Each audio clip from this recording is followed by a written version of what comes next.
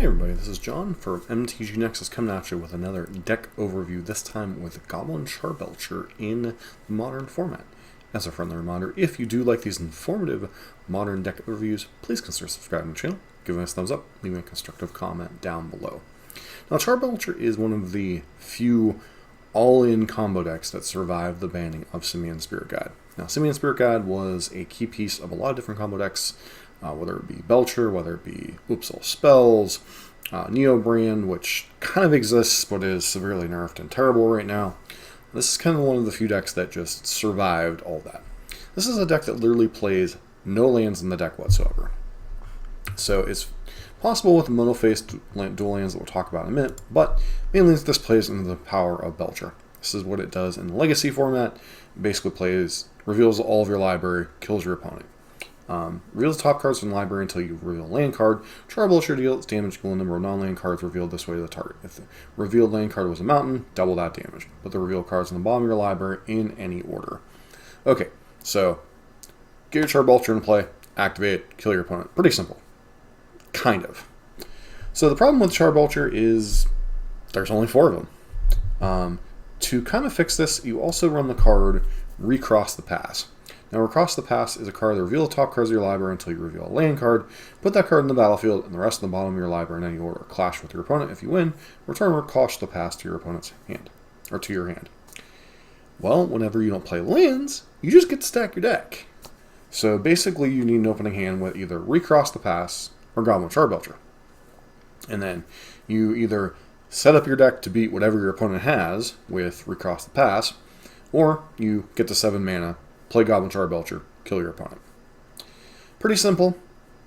A little bit harder to execute in practice in a deck, format with Force of Negations and Spell Pierces and Counter Spells and Dot Ceases and all this other stuff. But this is all possible because of the modal face dual lands. So things like Spikefield Hazard, tap red source. Valakut Awakening, tap red source. Timber Symbiosis, potentially untap green source, cost you some life. Seagate Restoration, same thing. Shatter Skull Smashing, same thing for red. Amaria's Call, because you just need a critical mass of being able to cast spells. Beyond that, you need ways to accelerate you. Start Get Rich. Definitely one way you can put a treasure token into play. Desperate Ritual, Poetic Ritual. Sometimes do some various versions you have in the past have used the one that you sacrifice a creature, add 3 mana. Though those ones have kind of come and gone, and they've still more on their lists.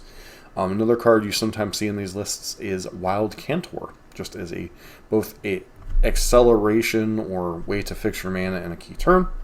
And then you use things like Manamorphose to kind of fix your mana on the key turn to get you where you need to go.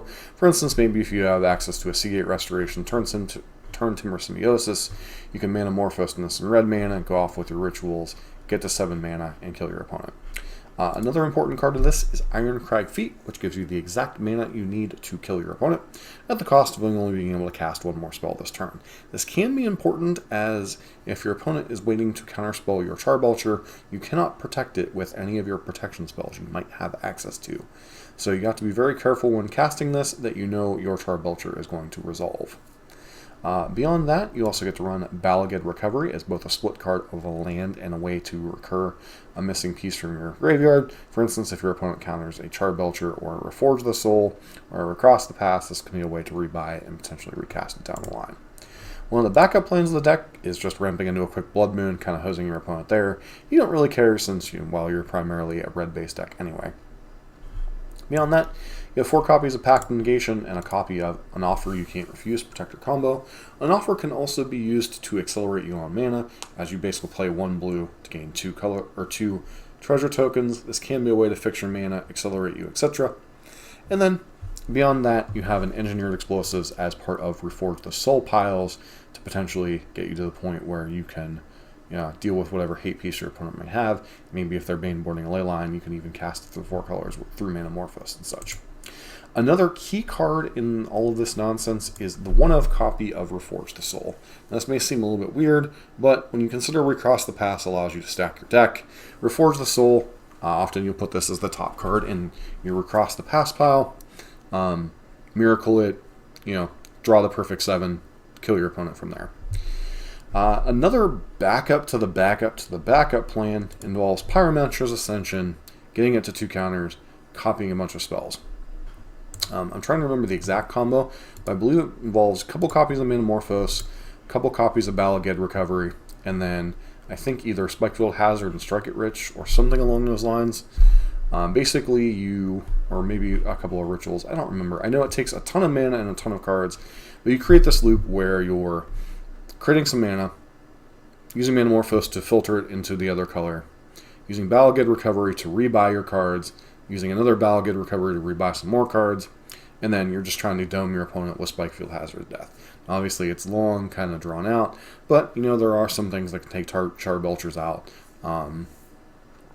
Sometimes there's extraction effects in main decks. Sometimes you just can't get to the requisite mana, etc.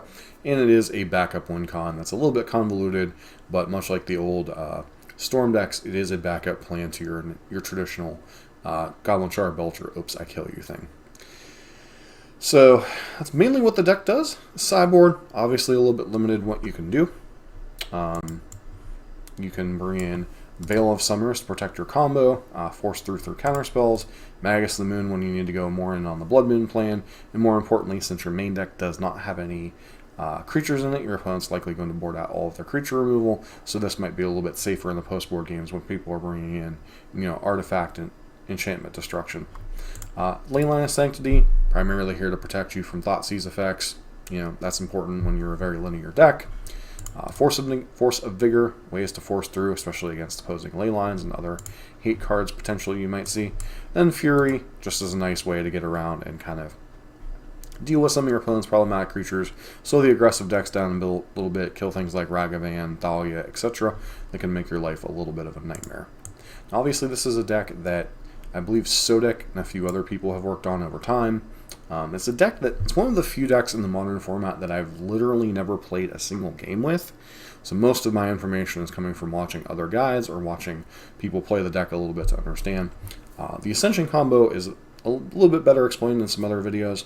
Basically, that's the backup to the backup to the backup plan. So something you need to be aware of if you're going to play the deck.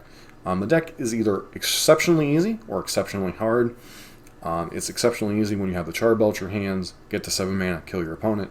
It's a little bit more difficult when you have a Recross the Pass hand, because you get to set up your deck as best you can, presuming you're playing around counter spells or thought seizes or whatever your opponent might be, and also is contingent upon what's in your own hand. So Recross the Pass makes it a little bit more difficult, and then the Pyromancer's Ascension plan just requires you to get a number of pieces together, mostly involving Manamorphoses, rituals, Balaged recoveries, and then Spikefield Hazard to kill your opponent. So that's pretty much what the deck does. We'll take a look at one more build of the deck, which mainly just tinkers with the sideboard a little bit. Alright, this version does have a little bit different. It does have a 3rd copy of Iron Crag Feet. Still running a lot of the same spells. The core of the deck is kind of solidified. Obviously, some people run Wild Cantor as kind of a pseudo-Manamorphose-ish ability. Obviously, it's not the most reliable, as your opponent's going to have removal spells and such, but you're just generally using it to fix your mana a little bit. And sideboard, once again, you're still seeing a lot of the same options. You're seeing a Veil of Summer to protect your combo, Pyromancer's Ascension as an alternative win con. Notably, it's not in the main deck of this one, it's in the sideboard.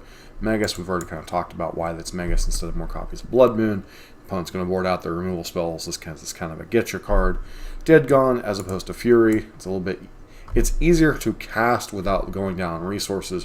One of the downsides of Charbelcher are these all-in decks is they really require a good amount of resources, and oftentimes you have to mulligan quite low, as you really only have 8 business spells with the 4 Charbelcher and the 4 Recross the Path, so you do have to mulligan quite aggressively with this deck. Force and Leyline we've already kind of talked about. Now, obviously, the strengths of the deck, it's a very fast combo deck. You can potentially win on, I believe, turn 2 without Spirit Guide is really, its fastest turn 3 is usually its key turn.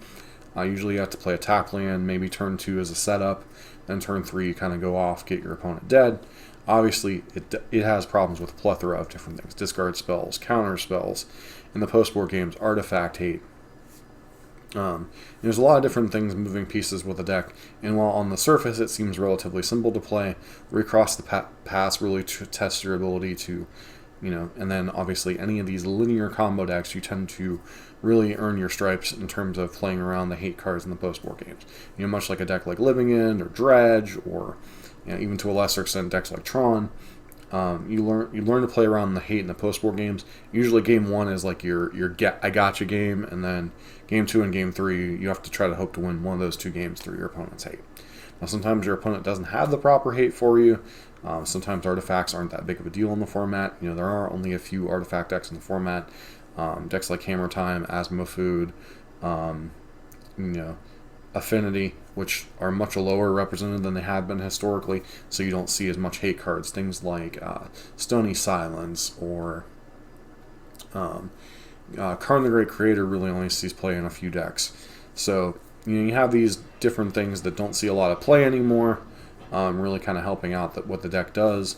Back when KCI was a thing, or Affinity was a much larger portion of the format with Mox Opal, you'd have to play through a lot more hate.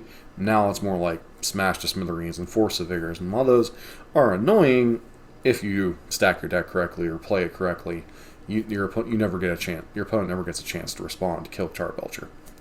There are times you have to hardcast Charbelcher past turn, try to activate the next turn, but a lot of times you just try to get to that 7 mana and kill them one turn. So that is the majority of what the deck does. Once again, if you want to know more about the iterations of the Pyromancer's Ascension, there are other guides and stuff out there that do a better job of explaining it than I have, but this is just kind of a general overview of what the deck does. If you ever play against it, what it might be, what you're up against, how to disrupt it, etc.